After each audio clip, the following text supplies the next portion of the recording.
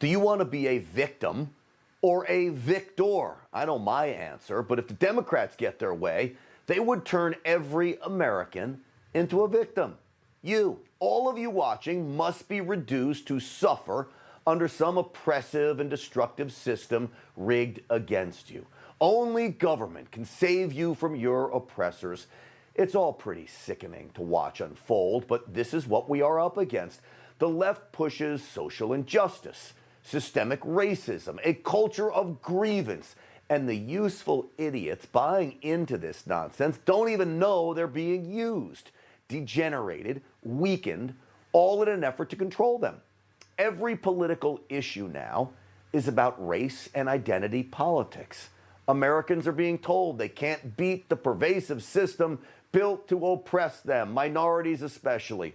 Look at the United Teachers Association of Los Angeles, the union there. It just rejected California's $6.6 billion plan to reopen schools. The union called it a recipe for propagating structural racism. They described the plan as racist because it incentivizes schools to open quicker. Each day you remain closed, you lose some state funding. The union managed to twist this into declaring that wealthy white people aren't experiencing the virus like minority communities are. So the plan punishes districts like the one in LA, they say. This is the president of the UTLA Teachers Union.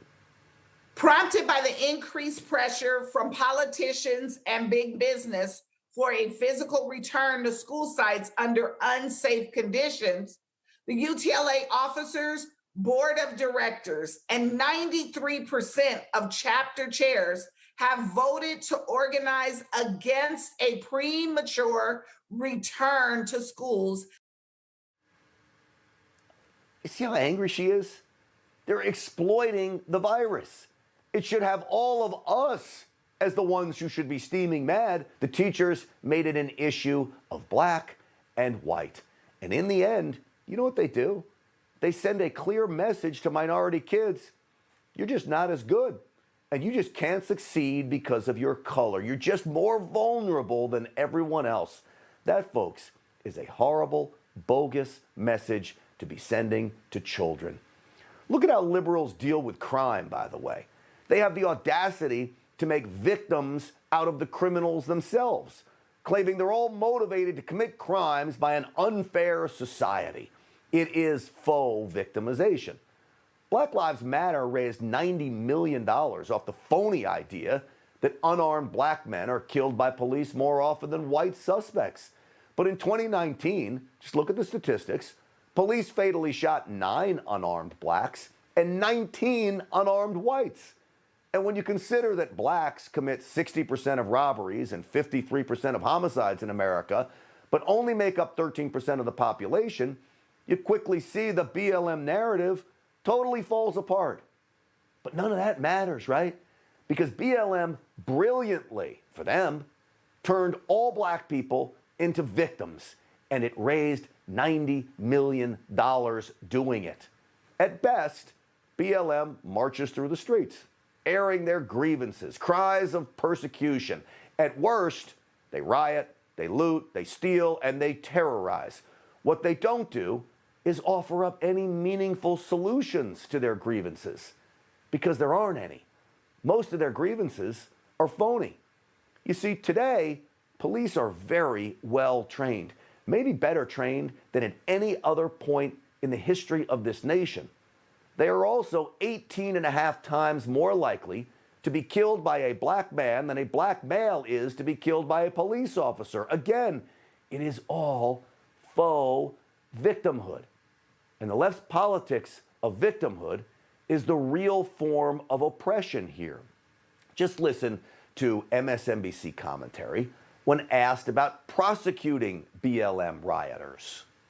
We have to be very clear that this is an insidious attempt to punish black people to live freely and to make it illegal to change the institutions that continue to kill us. What happened last summer is mostly peaceful protesters who were attacked by police officers. Nobody believes it, except, of course, the people watching. The left wants everyone as a victim now. You see, they claim there is a war on transgender individuals because anyone with common sense believes it is wrong to allow biological males to compete against women. The Colorado Springs Gazette editorial team urged its readers to be victors. This was a fabulous editorial, by the way. They wanted you to be victors, not victims, writing this: victors, not victims, ended slavery by smuggling slaves to freedom and winning a war. Victors ended school segregation by fighting and winning in court. Victors reduced hunger worldwide and nationally by improving society's ability to grow more crops per acre at diminishing costs. Victors also happen to be vilified and now canceled too by the left. Who doesn't remember Dr. Seuss? He taught generations of kids how to read by making it fun.